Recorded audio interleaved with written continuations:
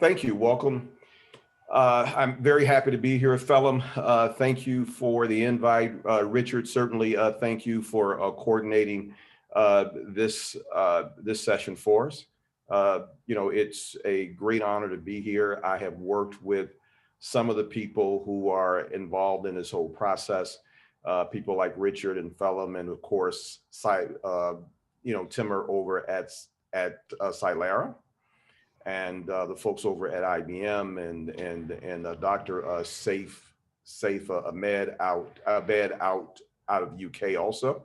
I got a lot of UK people here, but also a special thanks to IBM and the folks like Ralph Ramsey who are there. So this morning I want to position our talk in an area as we will talk about our capabilities and what we do and what we have built. But also, I think it is, to be honest, that we need to, add something to the community of healthcare and actually cybersecurity as well. And one of the things that we work with here is that times are uncertain. Your healthcare enterprise security shouldn't be. And there is an old saying by Muhammad Ali, for those who know who he is that he used to make a phrase that float like a butterfly, sting like a bee. You can't hit what you can't see. Well, in the world of healthcare and cybersecurity, neither can we protect what we can't see as well. And I think we've had some things that happened in our world recently that really proves about how important that is that not only is it important for us to secure our assets, but to be able to do that, we need to have visibility of our full network about how we do that. So back in February of this year, just as COVID had began to establish itself in the US, more so we've heard about it out of the RSA conference in San Francisco at that time. I was engaged with IBM, and from IBM, I got the engagement with this wonderful AI startup called Cylara. And that was a big deal for us because we had just finished building a state-of-the-art security operations center here on the south side of Chicago. We had been partnering with IBM. We had 41 people trained and certified on their QRadar platform. And the key is that we all felt that we came together, myself, Cylara, IBM, to figure out how can we give a proper response to COVID-19. How do we add value into that marketplace, and that we hope that would help with the mission of combating this virus in an area where we worked and where we can. But also, how do we have the possibility of which we can save lives? We understood, and part of our business is that we understood that a great deal of actually healthcare was simply not secured. We understood that hackers could get through in many different areas, and many of those areas was in the area of actually, medical devices. And, so we came together and built a platform of what we call a healthcare asset operations center. That means that we would build a managed service center and a SOC that is dedicated to healthcare and actually clinical data and its protection. But not only that it's protection of those medical devices, but also the actual tracking of them. How can we use those things to affect the full operational aspect of actually a hospital and actually patient care? In the US, I'm sure as it is in many areas around the world, there was a great deal of focus on patient privacy. HIPAA in the United States, focuses on that a great deal. And what we found out and what was really important to this aspect for us, it was basically more so in the respects of really how we were going to deal with patient safety as well. What happens when there's a breach? What happens when there is access to patient data. What can you do with that patient data? We have had an instance a few months ago where there was an American company executive going to cancer treatment, and someone literally accessed his hospital records, the time of his radiation treatments, and it was caught, but simply attempted to push a deadly level of radiation onto his treatments to actually kill him. So patient safety is very important here. So we look at patient safety as surgery. We look at, what can you change to have a diabolical effect on a patient's surgery, pharmaceutical records, PCAs, patient-controlled analgesics. Those things become very important. But in the sense of that, we have seen these things happen throughout the country. There are articles out there, and these are the most recent ones. The University of Vermont Medical Center, where you had a ransomware attack that was so bad that the U.S. Army National Guard cyber response team had to come in to actually help them. Of course, you read about the UHC system of a ransomware that took down 400 facilities. And you constantly have this rash. And these are things that we know that despite the promise from the hacker world, that they would not breach during the whole COVID environment, that's exactly what we got. And of course, you don't trust criminals, right? So that aspect becomes very important. So, as I said before, you can't hit what you can't see, and also you can't defend what you can't see.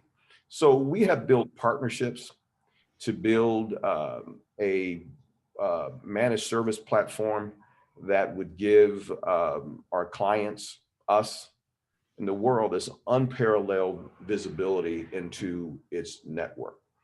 And what we've done recently is build even greater relationships with companies like Rufus AI, and in a sense about being able to look at what you do operationally. We believe that it is almost impossible to not to look at your IT operations and cybersecurity in the same vein.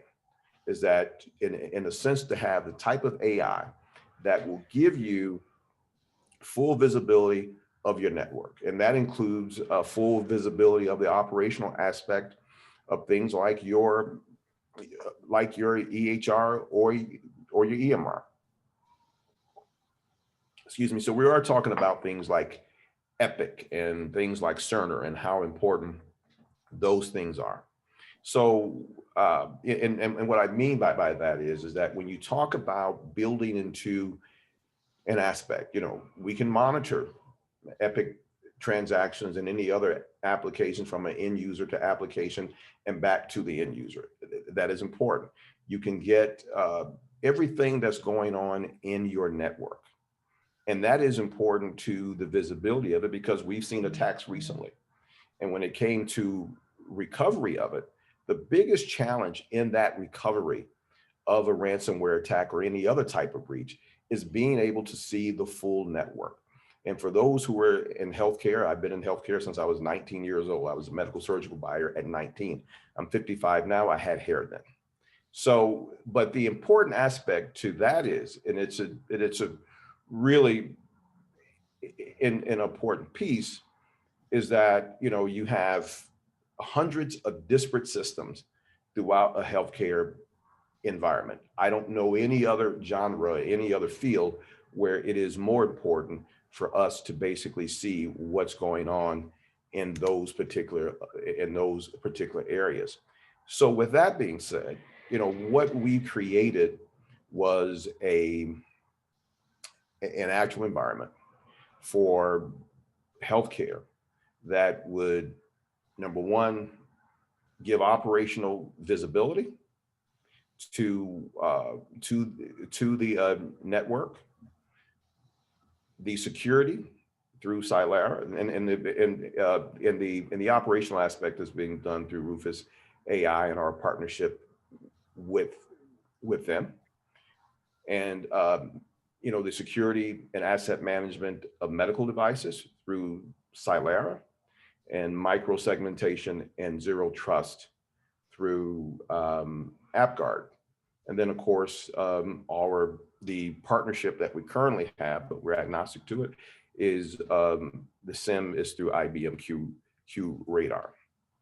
Our goal was, and when we have successfully done it, and we bundled these things into our contract with Vizient. And so there are many participants here today who are Vizient member hospitals, and thank you all for coming. Those hospitals include every university healthcare operation in a research school in the United States. We have worked really hard to, to actually amend our contract, and we have been extended for an additional 2 years, because I think that what we now bring to Vizient members is this tremendous level of actually operational and technology innovation that could really protect and preserve the healthcare enterprise environment. I think also what is important here is that we understand that, especially during COVID and even before COVID, but especially now with COVID, you have this real challenge about how do you pay for this technology.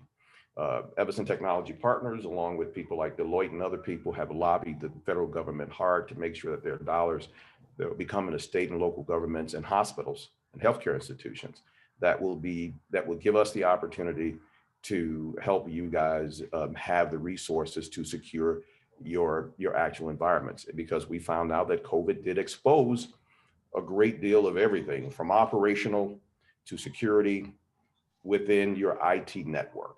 And those systems have been overwhelmed. And we had tons of actually items and devices that have been put into these environments that are unsecured. So it's our estimation that there's 70% of a healthcare environment in many cases that are not secured in a real proper way. So we created this offering in a sense of being able to come together and to offer what I said earlier, to deliver unparalleled protection, visibility, and management of your healthcare environment. Modern healthcare devices, we all know what they are. I mean, I won't spend a lot of time in this area, but you have medical devices, IoT and enterprise, OT infrastructure, servers, IT, specially and actually laboratory. I think I heard Richard say earlier, and he mentioned about HVAC controllers and cameras and infusion pumps. All of these things are to be taken into consideration as it relates to the work that goes on and the things that need to be protected in these environments. And it becomes very important that we take a very close picture and focus on what these things really mean in the whole security of a healthcare environment. And the challenges are, as I mentioned, patient safety, I think, has to be number one. I think we had the case, and I think it was Dusseldorf, where a patient actually died. I think we have probably, if we look closer, we would see more probably deaths or injuries that could be related to that. Operational continuity, extraordinarily important, that I believe that you cannot effectively work and not have visibility on the operational side and have a heightened level of cybersecurity. Privacy and compliance, that's clear in the United States and other parts of the country, of the world, especially in the UK. These things are very important. People deserve to have their private lives and their health records to be secure. Business and financial. So the question is, when it comes to managed services, what is the real benefit? I believe what we've done here is that we've created a platform of extraordinary cost mitigation as well. Your managed service platform should be able to replace a great deal of some of the costs that you already have.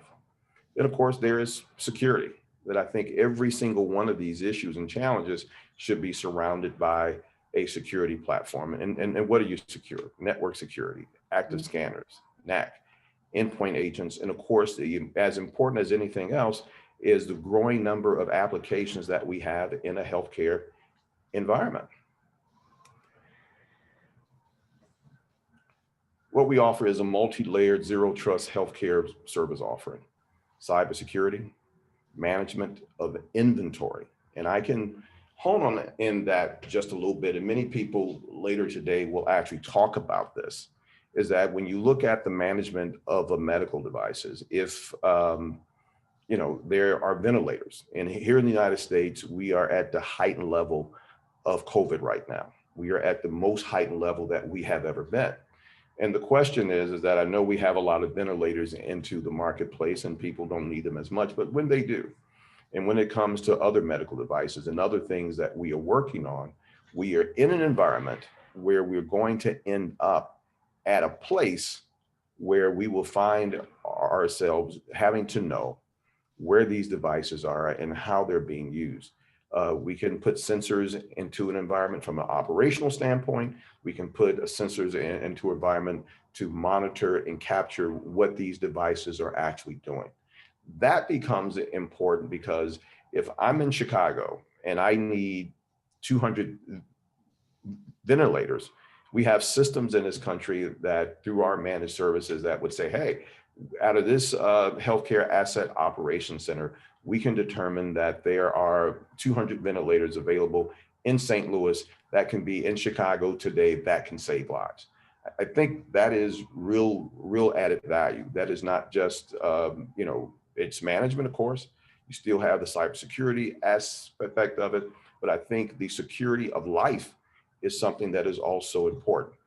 Intelligence, the analytics that I think we gather from the operational side, from with Rufus AI, the IoT side that we get from Cylara and IBM, and as Chuck will go into the Zero Trust platforms, which I think is really very important here, we'll begin to tell the story about the management and the connectivity and the security of all of these medical devices and actual equipment. We have a multi-layered approach, as you can see here. You don't see the Rufus AI piece, but it is more on the operational side here. It will fit within the actual infrastructure. But we've created this platform. We work very closely with IBM and their X-Force team and with Cylara. And so in our healthcare asset operations center here in Chicago, we will offer these services to healthcare throughout the entire world. And the multi-layered offerings you see as you have it here, QRadar and Resilient through IBM, the operational aspect from Rufus AI, and the Zero Trust applications from AppGuard. Why is Zero Trust important in this aspect? Because I've had clients to come to me and say, hey, we don't want to own our own endpoint protection. We rather source it out. We rather have someone to do this for us. We rather have someone to actually monitor it. I think as we've been able to package it, and we've been able to put it in a way that it is at a much lower cost than what you would do if you have to bear the capital expense of having these things done. IBM has been a tremendous partner to us, but for those who don't use IBM, we are, you can use Splunk, whatever else that you actually have. But for us, they have been a great partner in building out this platform with us. Once again, our greatest relationship to get this thing started is with the machine learning and AI platform of the folks at Cylara. I can't tell you what we believe that is really groundbreaking. in the sense of being able to manage, secure, and optimize the use of actual medical devices and services, and the actual integration of them, the single pane of glass to basically being able to monitor things, to be able to bring a single pane of glass from the aspect of medical devices, your whole biomedical environment, asset management, and we will be able to integrate a single pane of glass on the operational side. I think that's extraordinarily important. All right, guys, I'm going to turn you over to Chuck Sackley. I used the 20 minutes, as I said, that I would perfectly. We'll talk about ZeroTrust. Okay, thank you for that handoff, and I'll give you the cue when to change the slides. So good morning to everyone. Happy to be here. Looks like it's going to be a great day. We are delighted to be part of the Evanston team. I'm going to talk about what part we play in providing what we think is a fairly extraordinary managed security services offering for healthcare. AppGuard, we offer a kernel-based anti-malware endpoint solution that basically stops attacks, right? So traditionally, we've all followed the MITRE framework: detect, more or less analyze and respond, which in most cases works, except when you run into an unknown malware, the 0-day, or it may not be 0-day, it may have been around for a while, but it had not been detected yet, and the prevention, therefore, is not possible. With AppGuard, we set up guardrails within the endpoint that, using our OS segmentation, our isolation technology, and our inheritance technology, we prevent malware from detonating or from compromising your endpoint and encrypting your data or stealing your data or manipulating your data, which could have an adverse impact on patients, as Richard and Emmanuel just mentioned. Okay, next slide. So what does it mean to provide a zero trust solution like AppGuard? How is that really hardening your endpoints? So we, I'm sure most of you have seen this zero trust architecture philosophy here, but it used to be years ago, not to date myself too much here, but it used to be you set up a perimeter, you have firewalls, and you protect all of your IT, nothing gets through, and everyone felt safe and secure. In today's world, certainly in healthcare and hospitals, with this global pandemic, there are nation states, opportunistic bad actors that are out there trying to get into your hospital, get access to your records to do any number of things with. At AppGuard, we actually embrace the zero trust architecture right down to what we consider to be the nano level, right? So right down to the applications level. Most malware will ride in, hiding itself within some sort of known and trusted application, getting into, despite the best of training that you can make available for your employees and oftentimes executives, they will click on some sort of email, some sort of document that has been sent to them, and that will immediately launch malware, which can then move laterally across your system. Using our patented technology, we prevent that from happening. So next slide. So the malware we all know and love, we use throughout the day. We will have like I said, an email that will come in, and someone somewhere, whether it's someone located in some far Asian or Russian Eastern Bloc country, will have spent probably months. Malware attacks are not, they're not accidents. They are not something that you stumble into or someone stumbles into your operations. Malware attacks are premeditated, and they are people who will do reconnaissance over a period of weeks or months, and they will find your soft spots and they will attack you.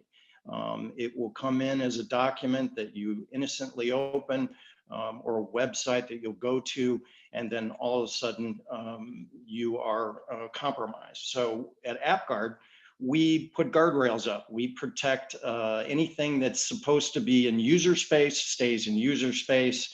Anything that's in the operating system or operating space, we don't allow one to cross over to the other. So the zigzag here at the bottom is how we will see and read what's going on as this malware is trying to get in and take over your endpoint, and we will block it at every turn. Next slide. So how do we do that? We operate at the kernel level. So what does that look like? On the left side of the page, we have a diagram that represents a kind of a clean system with no protection at the kernel level. The applications are operating. They're reaching in and out of the operating system, the kernel, and preparing to launch applications and so on. And they do that without any checks and balances. With AppGuard in the system, we are monitoring that. So before the application attempts to do something and gets permission, we will stop it, or we will guide it from, it'll continue to operate normally. We don't read files. We don't try and examine documents for signatures or behavior. We will actually just put the guardrails up and make sure that the application can only do what it's supposed to do. Go ahead, next slide.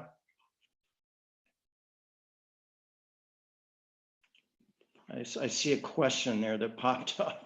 I didn't see the entire question, but I'm happy to answer that. So all of that sounds great. What does that mean to you? You're trying to run a hospital, and you're trying to protect all your soft spots.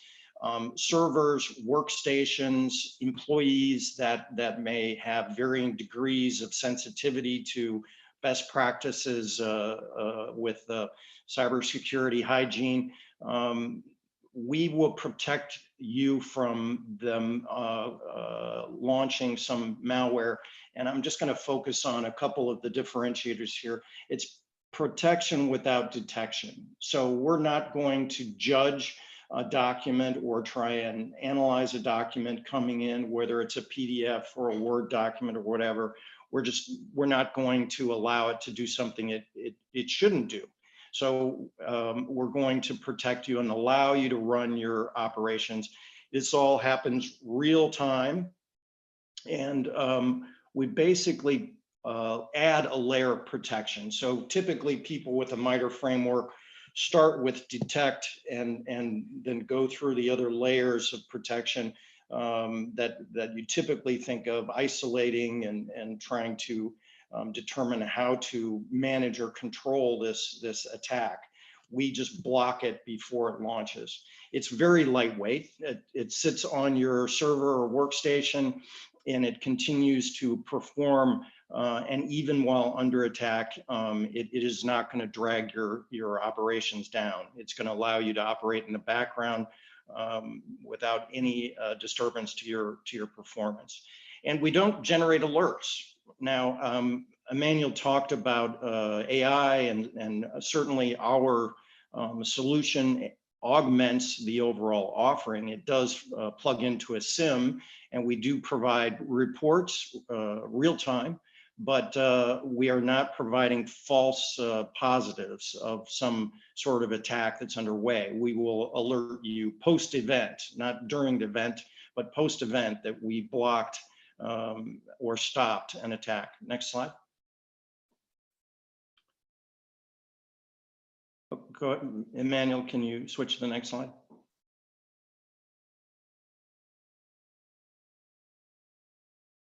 Okay, so I'm going to spend the last couple minutes here just going through a real live scenario. So on the Evanston team, we do threat assessments. We have red teams. We have some folks that are well, they're very good at being putting themselves in the position of a bad actor, a bad nation state. We recently did a real live demo of an attack using an unknown malware that they created, did not release in the wild, by the way, so no worries there. But they went through a series of reconnaissance moves that are typically done by a bad actor, an attacker. They fished out information, they used social media, and they created an unknown malware that would penetrate this federal, actually a federal agency workstation, and get through all of their layers of typical protection and encrypt a machine. And I draw your attention to this article here at the bottom of this page, and this deck will be provided to you. But most of the successful attacks right now that are occurring in healthcare and broadly across enterprise around the world are coming in through these emails and phishing attacks initially. And then the malware gets in and it detonates. So we went through this preparing for a meeting with a major contractor. And if you go to the next slide, this is an illustration, this next slide, of the layers of protection that this federal workstation has to protect them from a unknown malware attack. We launched our unknown malware created by our red team. It went through Proofpoint, FireEye, Palo Alto, Firewall, McAfee, Symantec, Carbon Black. It went through all of those and encrypted the machine in seconds. So I can tell you it was very quiet in the room when we demonstrated this live just a few weeks ago. So what can you do? Well, you can add AppGuard. Next slide. So on the same machine with all the same protections, we added AppGuard. It's easily added. Whoops, can you go back to the last slide? So we added AppGuard. We released the unknown malware. It went through the same path using the same techniques, and it blocked the attack. It was not successful. So pretty impressive proof point. Next slide. So just to wrap up, where do we fit in?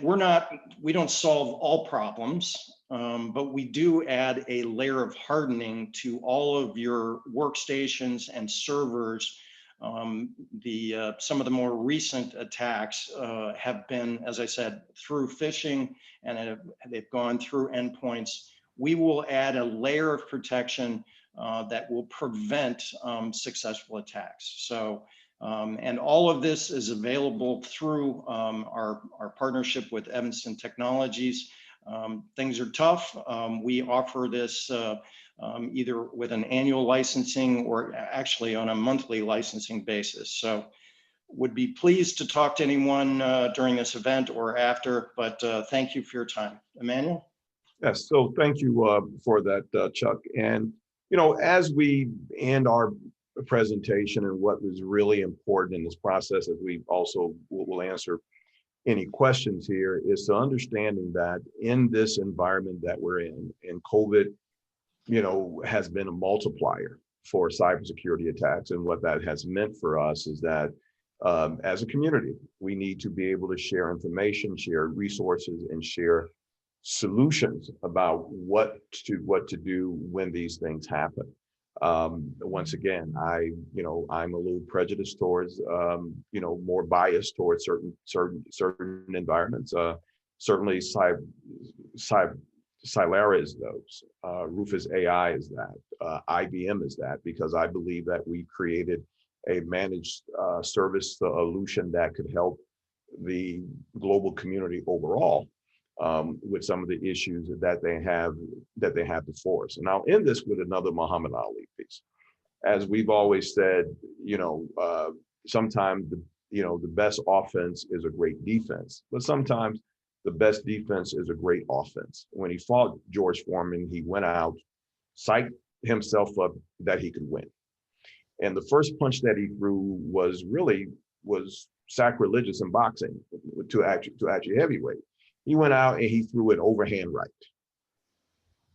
And he kept throwing those overhand rights because it surprised his actual opponent. I think when we look at building out a full, stabilized, strong cybersecurity posture, we must consider every aspect of that enterprise, from building to HVAC, clearly medical devices, and of course the actual network. But the only way to do that is to increase the level of visibility that we have. So we've included in this managed services platform a great deal of AI and machine learning. So if there are any questions, we're more than happy to take them.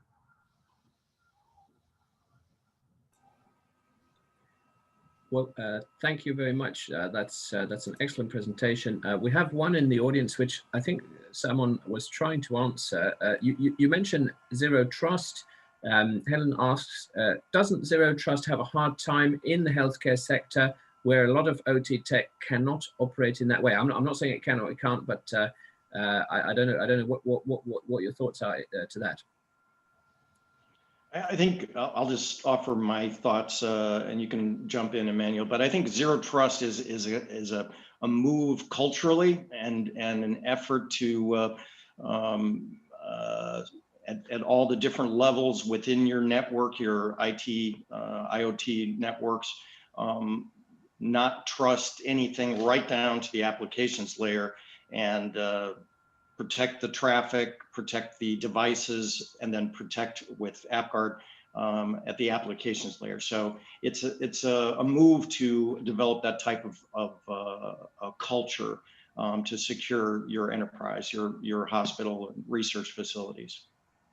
Yeah, ZeroTrust is a challenge in healthcare, but it's a challenge that doesn't mean that we shouldn't face it and actually deal with it. Obviously, there's no greater environment that needs a microsegmentation platform than actually healthcare.